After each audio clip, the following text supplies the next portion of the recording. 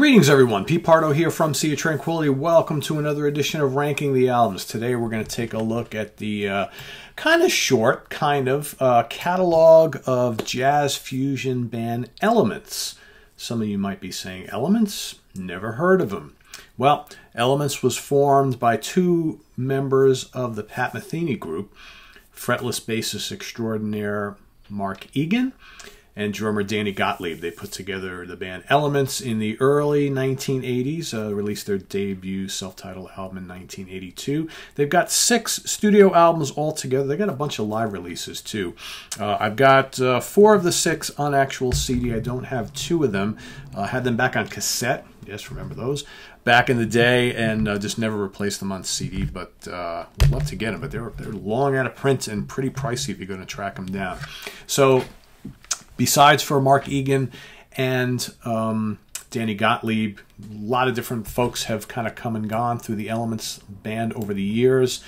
Clifford Carter on keyboards, Gil Goldstein also on keyboards, Joe Caro, Stan Samoli, Steve Kahn, all on guitars. The wonderful Bill Evans on sax. A lot of great players over the years. So I'm going to start from my number 6, work my way back to number 1. I will say all these albums are very cool, I think. Some a little more successful than others, as I'll discuss going forward. Number 6, I'm going to start off with Blown Away from 1985. Okay, this is actually a soundtrack to the film of the same name. So think 1985, soundtrack to a movie. Movie all about, yeah, you get the gist of the film if you haven't already seen it. So obviously the band had to make some music that kind of was representative of what's going on in the film. Mid-80s production values, a lot of synths, a lot of electronic drums. In fact, the title track is a wash in both of those, but it's got a nice Joe Caro guitar solo in it. It's a very breezy album. Swells has a nice Caribbean feel to it. Waveland has some great rhythm and sax. Blown Away, big synths, okay. Overall, a light, breezy album, tailor-made for the film, really. Probably the least adventurous album of all of theirs, but, still a fun listen. I would say if you're looking to start on Elements, probably not the one to start with. Next up, number 5, I'm going to go 1990's Spirit River.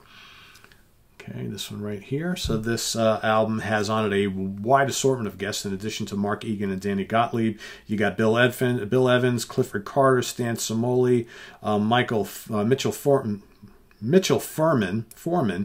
Cafe, Jeff Mironoff, Manolo Badrena, Aieto Moriero, and Flora Purin.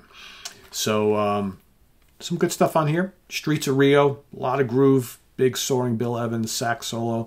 Amazon Beauty and the title track both feature some really catchy melodies. Great sax from Evans on Amazon Beauty. That's a pretty cool song on here.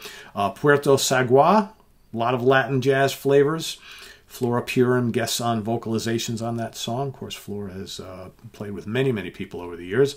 Emerald Beach mixes Latin jazz with a lot of electronics. You got nice bass from Mark Egan, his leathery fretless basses all over all these albums. What an amazing player he is. But he's really good with creating textures and melodies. That's more his thing. He's not a big show-off type of guy. All in all, pleasing music here. More of a Latin jazz flavor throughout the album, which, 1990, that was the thing. A lot of fusion bands were doing that kind of Latin jazz sort of thing because that was pretty hot at the time. This album is no exception. Next up, we're going to go number 4. We're going to go with their self-titled debut from 1982. Really good album. This is Mark Egan, Danny Gottlieb, Bill Evans on sax, Clifford Carter on keyboards. That was the kind of the nucleus of the original band. You got the percussion-driven Conundrum. Really, really good track. Lots of cool little drum solos from Danny Gottlieb. Great player. Like I said, if you haven't listened to the early Pat Metheny Group with these two guys, and you like that sort of fusion style, especially the first couple of Elements albums will be right up your alley. What else we got here? Great sax solo on Conundrum, too, I do want to mention. We've got the bright and melodic color wheel, which has really interesting keyboard textures, nice bass lines throughout that song. You got the lengthy atmospheric gem Starward. Okay, another really standout track from the first album. You know, the first album, it's a little on the laid-back side, but again, it doesn't dip into the kind of like the Latin jazz stuff of the later albums. But like I said, if you like some of that Pat Metheny stuff, this is very much in the same vein.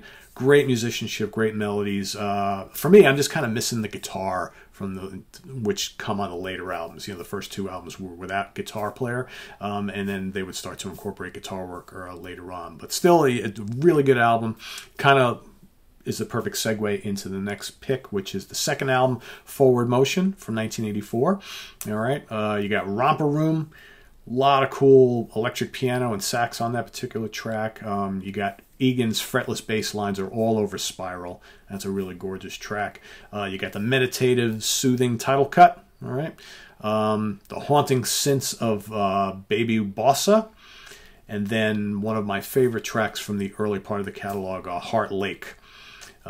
Which is big and long. I believe it's just about 10 minutes long. It's got some really busy drumming from Gottlieb, some absolutely amazing sax from Bill Evans. It's, like I said, it's easily the best track of the first two albums and a really cool fusion piece overall. Solid record. Forward Motion comes in at number 3. Coming in at number 2, I'm going to go with 1987's Illumination. There's the two guys right there. There's the brains of the group. All right, Mr. Egan, Mr. Gottlieb. This is a really good album. Title track, lush with Egan's dreamy fretless bass lines. I mean, it's just, it's just all over the place. Such a great player. You got some awesome Steve Kahn guitar solos on that as well. Really great track. You got Himnalayas. All right, really nice melodic song. You got the funky jazz of Walk In, which has some more tasty Steve Kahn guitar work. Steve Kahn, such a tremendous jazz and jazz fusion guitar player. He's played on so many albums. Really cool, soothing fretless bass from Egan on that as well. You got the explosive Go Ahead Stan on this album, which featuring some just absolutely smoldering rock guitar solos from guitarist Stan Samoli and some rumbling Gottlieb drums underneath. Fantastic track. You got the really cool Bali on here.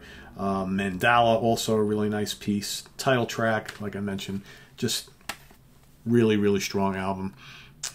Like this one a lot. Would probably be my number 1 if it wasn't for 1989's Liberal Arts. This is probably my number 1 because it's the first one I got from the band. Sometimes, you know, the first one you get is your favorite. All sorts of players on this one besides for the main two guys. You got Egan, Gottlieb, Bill Evans, Steve Kahn, Joe Caro, Stan Samoli, Gil Goldstein, Cafe, Clifford Carter.